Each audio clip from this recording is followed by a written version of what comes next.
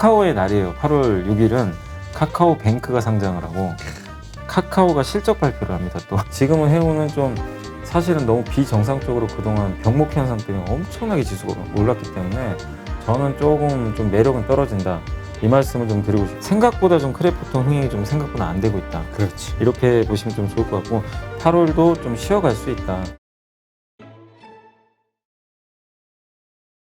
8월 2일 장중 라이브 방송을 염승환 이사님과 함께합니다. 안녕하세요. 네, 안녕하세요. 네, 일단 지난주 좀 조정이 좀 있었죠. 네네. 네, 그래서 좀 불안해 하셨는데 오늘도 좀 아침 흐름이 좀 안 좋다가 지금은 또 이렇게 양전하고 네. 좀 헷갈려요.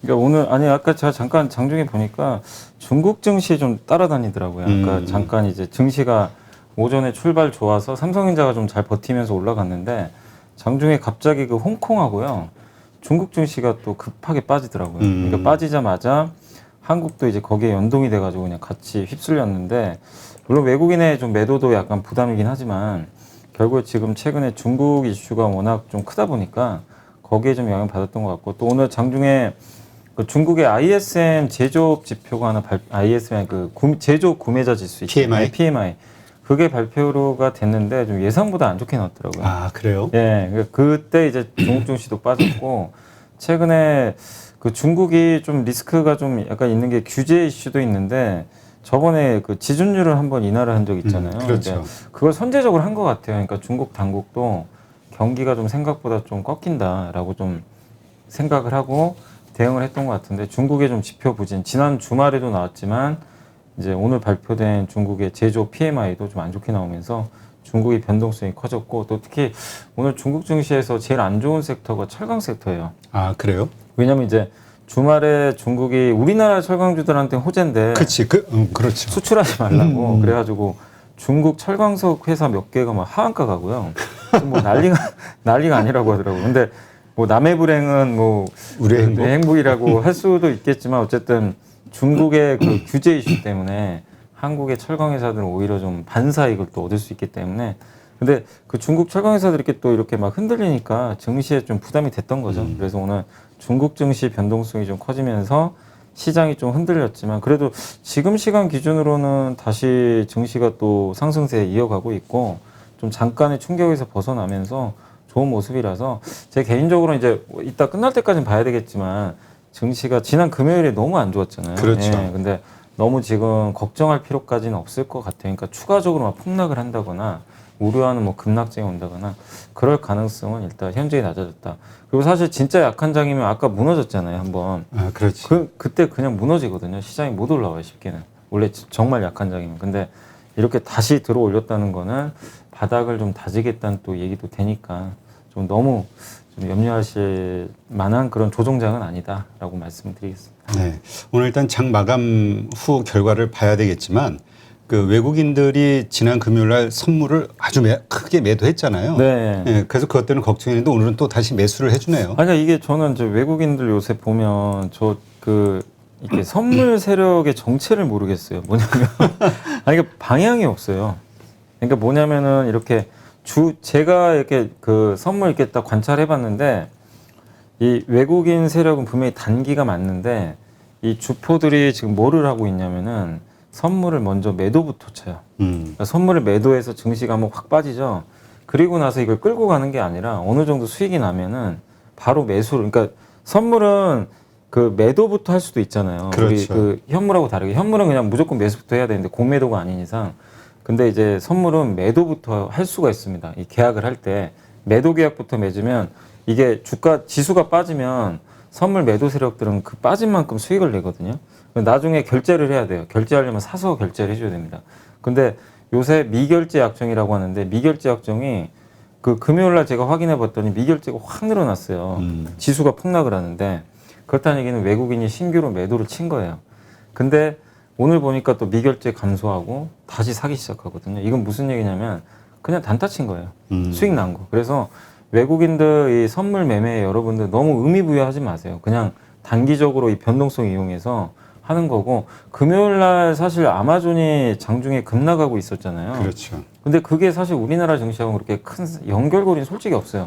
따지고 보면 뭐 아마존 같은 경우 플랫폼 기업인데 근데 그걸 이용한 거죠. 외국계 세력들이. 그래서 증시가 좀 휘청했는데 일단 다행히 오늘은 선물 환매수도 다시 들어왔고 또 이 선물이 보통 매수 들어오면 기관이 이 프로그램 매수로 그렇죠. 예, 방어를 해줍니다. 그래서 오늘 그 모습이 나와서 증시는 빠질 가능성은 좀 낮아졌다. 이렇게 보시면 좋겠습니다. 네. 일단 그 우리가 여름에 썸머랠리에 대한 이야기도 좀 있었고요. 네네. 기대감. 그리고 또 지금 부각되는 게 지난주 장이 안 좋으면서 8월 위기설도 떠오르고 있단 말이에요. 상당히 좀 조정이 크게 오지 않겠냐. 네. 더군다나 그 두 번째 목요일인가요? 그 네. 선물 옵션 만기일. 네. 어떻게 보세요?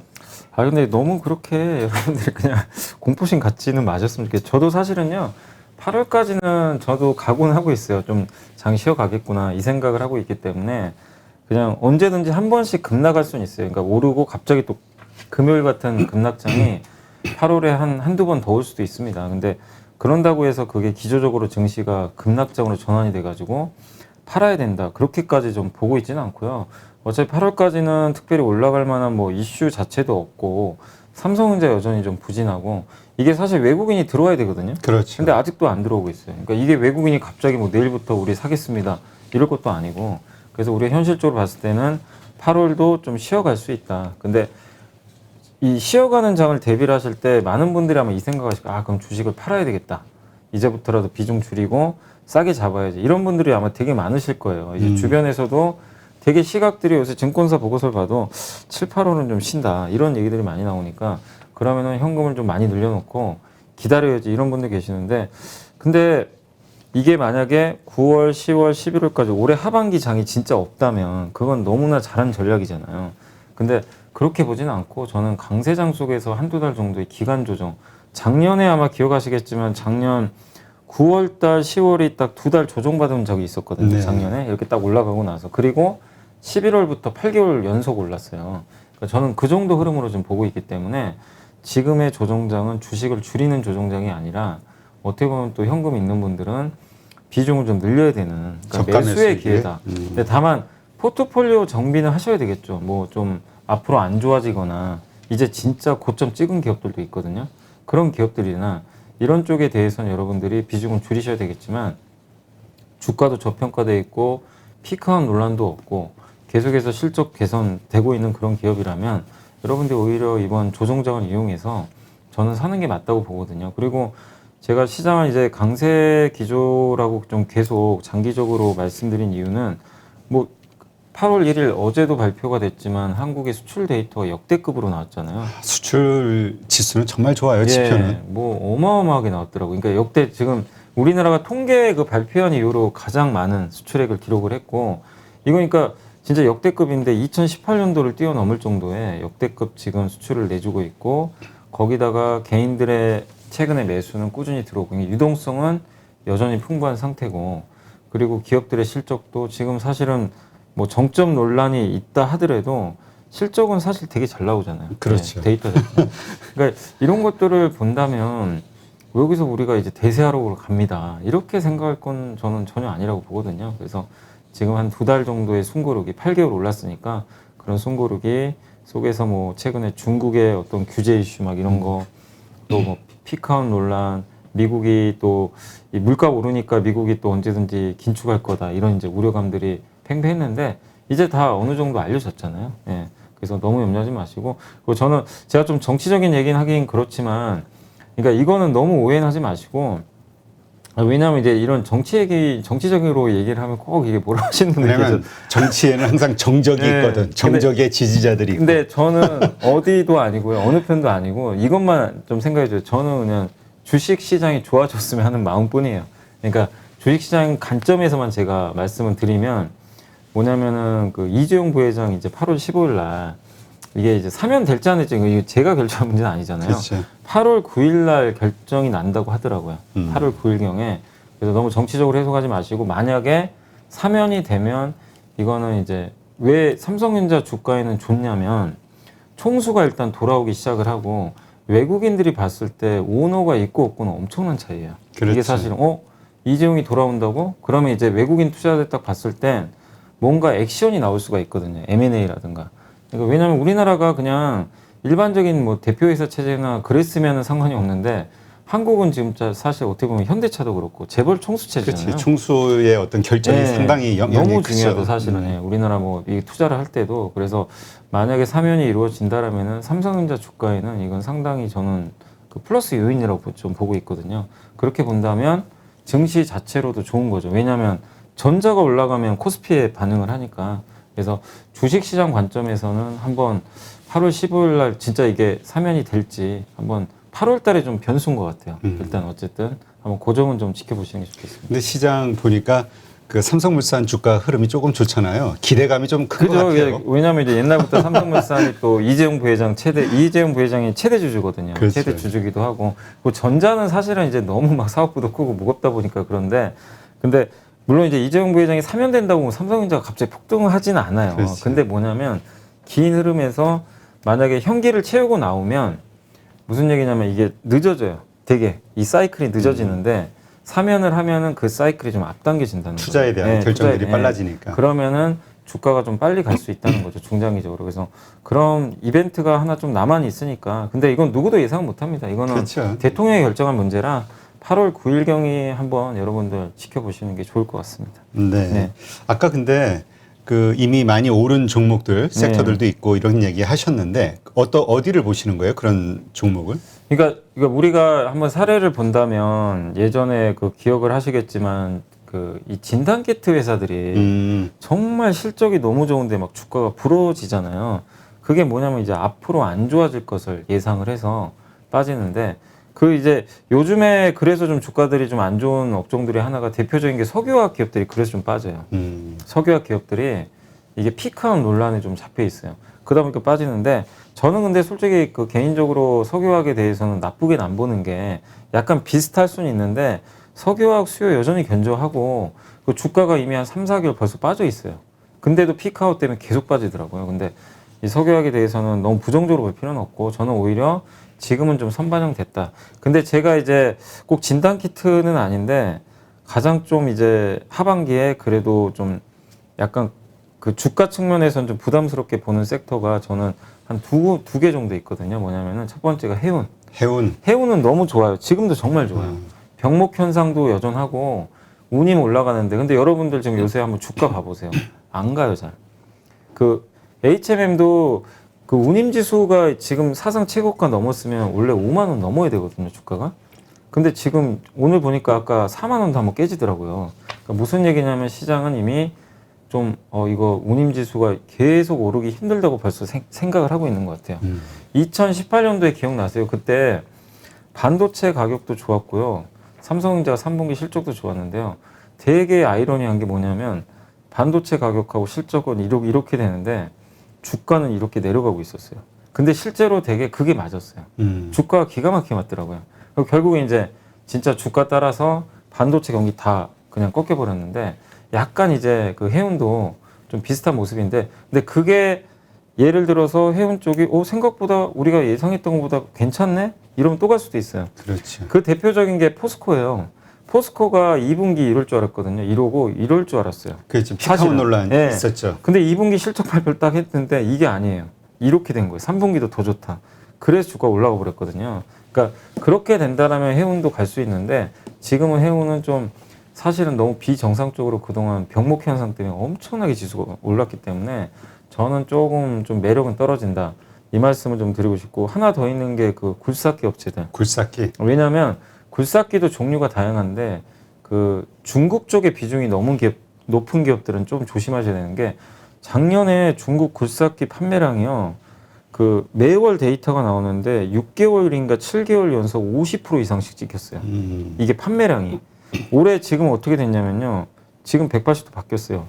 지금 마이너스로 찍혀요. 성장률이. 왜냐하면 이게 엽기저 효과라고 작년에 너무 많이 팔리니까 데이터가 나쁜 건 아닌데 엽기저가 생겨요. 그래서 이 굴삭기 쪽도 지금은 올해 엽기저 구간에 딱 들어가거든요. 그래서 그런 면에서 여러분들이 좀 굴삭기 쪽 특히 중국과 신흥국은 반대입니다. 신흥국은 오히려 좋아요. 그래서 신흥국 비중이 높은 굴삭기 업체들은 상관이 없는데 너무 중국 비중이 높은 기업들은 그런 엽기저에 걸릴 수 있다는 거 그런 것들은 염두에 두시면 좀 좋을 것 같습니다. 네, 알겠습니다. 일단 아까 그 1일 발표된 한국 7월달 수출 네. 관련해서 이야기해 주셨는데 뭐 그다음 2일 날 발표된 중국 PMI 지수 요것도 뭐 그다지 좋지 않았다는 거. 네. 그 외에 또 이번 주 시장을 움직일 만한 어떤 이벤트들이 있을까요? 일단 이제 날짜별로 좀 말씀을 드리면 오늘 8월 2일 이제 크래프톤 공모주 청약이 내일까지 드디어 하네. 근데 이게 제가 봤는데 아니 아까 제가 잠깐 11시인가 그 기사를 봤는데요. 청약 경쟁률이 지금 그 1대1 그러니까 1대1이 안 돼요.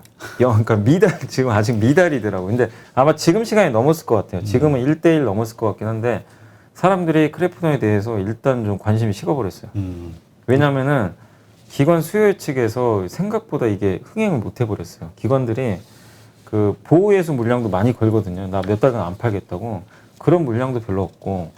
그러다 보니까 아마 크래프톤 공모에 대해서, 공모가에 대해서 이 개인 투자분들도 아, 저거 내가 청약을 했을 때 수익 낼 수 있을까? 약간 이게 걱정하시는 것 같아요. 그래서 아마 눈치 보기 하고 있는 것 같은데 결국 뭐 경쟁률은 올라가겠지만 생각보다 좀 크래프톤 흥행이 좀 생각보다 안 되고 있다. 그렇죠. 이렇게 보시면 좀 좋을 것 같고. 그러니까 이게 뭘 의미하냐면 이제는 사람들이 정말 너무 똑똑해졌다는 거예요. 옛날에는 그냥 무조건 따상이었어요. 그렇지. 그냥 하면 따상. 이 공식이었는데 이제 사람들도 이걸 알아요. 이제는 아, 안 통하는구나. 그래서 굉장히 비싼가 싼가. 네, 맞아요. 그걸 판단해서 청약을 하실 정도로 굉장히 스마트해지신 것 같고 그다음에 아까 이제 중국의 제조업 지표 발표됐고 오늘 저녁에는 이거 정말 중요한 지표죠. 그 미국의 7월 ISM 제조업 지표. 요거 좀 확인하시고 내일은 이제 하이브 실적 발표가 좀 있고 미국의 6월 내구재 주문 지표가 좀 발표가 되고요. 8월 4일 날은 중국의 차이신 서비스업 지표입니다. 그러니까 제조업 말고 제조업 이외에 이제 지표가 발표되고 유럽에서 6월달 소매 판매가 있고요. 그다음에 클라리다 연준 부의장이 이제 연설을 해요. 그래서 지금 요새 연준 관련된 인사들이 거의 얘기들을 잘 안 하는데 관련해서 이제 물가 상승이라든가 또 이제 8월 달에 있을 잭슨홀 미팅 아니면 9월에 FOMC에 대해서 또 얘기를 할 수도 있는 거니까 한번 체크하시고 실적은 SK이노베이션하고 에코프로비엠, GM이 실적 발표를 하게 되고요. 8월 5일은 이제 영국의 영란은행이죠. 거기서 통화정책이 열리고 그다음에 모더나가 실적 발표가 예정이 돼 있어요. 모더나 아마 주가 장난 아니던데. 실적이 장난이 아닐 것 같습니다. 그러니까 또 백신 가격도 올린다고 하더라고요. 그러게 이번에 네. 화이자고 맞아요. 올린다고 네. 하더라고요. 근데 이게 올려도요, 뭐 방법이 없어요. 없어. 독점인데 뭐. 그냥 어떻게 해요? 그냥 써야 돼요. 그게 딱히 방법이 없어서 그래서 주가 좀 계속 올라가고 있고 그 다음에 이번 주에 제일 중요한 날은 역시 8월 6일인 것 같아요. 8월 6일 날 미국의 7월 고용지표가 발표됩니다. 그리고 카카오의 날이에요. 8월 6일은 카카오뱅크가 상장을 하고 카카오가 실적 발표를 합니다. 또 그래서 이게 또 네, 카카오 이벤트가 또 근데 많은 분들이 좀 저한테도 이렇게 물어보시더라고요. 카카오뱅크 공모주 청약을 했는데 얼마에 저 파냐? 이런 적은 처음입니다. 공모가 이상해서 팔 수 있을까요? 이렇게 물어보니까 따상이 아니라 사람들이 아, 저 깜짝 놀랐어요. 옛날 같으면 따상 갈 수 있나요? 이렇게 물어보시 그게 아니라 저 조금이라도 수익 내고 나올 수 있을까요? BMK 영향력이 상당히 컸어요. 네, 이번에. 너무 영향이 큰 것 같아요. 와, 그래서 근데 그게 먹혔다는 얘기는 사람들 마음속에는 이건 좀 비싼데 이런 네, 맞아요. 공감대가 네. 있었기 때문에 이게 말이 맞아요. 먹힌 거거든요. 예, 맞아요. 약간 그런 좀 느낌이 이번엔 좀 드는 것 같더라고요, 저도. 네. 궁금한 것도 모르는 것도 많은 주린이 여러분, 생각보다 쉬운 주식 투자 저와 함께 해보시겠습니까? 이베스트 마이앱에서 프라임 서비스를 신청하시면 온라인 방송으로 저희 연불리와 함께 하실 수 있습니다.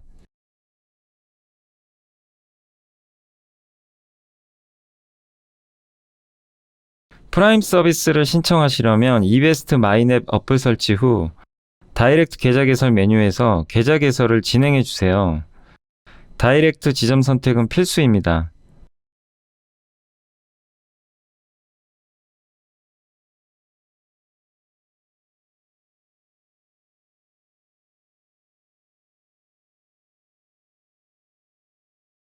궁금하신 사항은 02-3779-8880으로 연락 주세요. 제가 여러분의 성공 투자를 끝까지 응원해 드리겠습니다.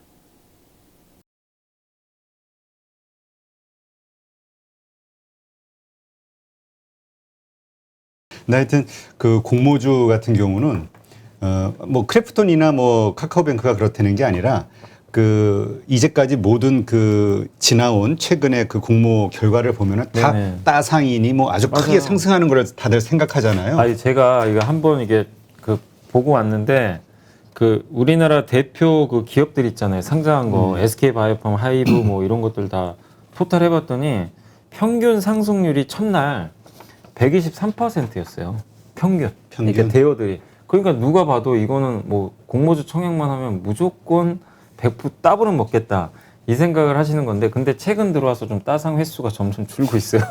그래서 수익률이 좀 약해지고 있으니까 그만큼 사람들이 이제 예전과 같이 그냥 묻지마 투자는 안 하시는 것 같아요. 굉장히 좀 현명하게 판단을 하고 계신 것 같습니다. 그러니까 공모가에 샀다고 해서 그 공모가가 가장 밑바닥에서 유지가 되면서 상승할 거라는 믿음을 좀 버려야 되는 게 네, 맞아요. 이거는 알 수 없거든요. 그렇죠? 모릅니다. 예. 저도 제가 경험 하나 말씀드리면 저는 2005년도 그때 정말 유망하다고 하는 그 공모주를 예. 공모가에 샀거든. 공모가니까 싸잖아요. 예, 싸죠. 근데 5개월 만에 마이너스 40% 되더라고. 내가 그래가지고 많아요. 아니 도대체 공모가 산정한 주관사들 이거 뭐야? 어? 그랬던 기억이 나는데 네. 하여튼 예, 공모가에 대한 환상, 그 네. 확신 이런 건 좀 버리셔야 될 것 같아요. 네.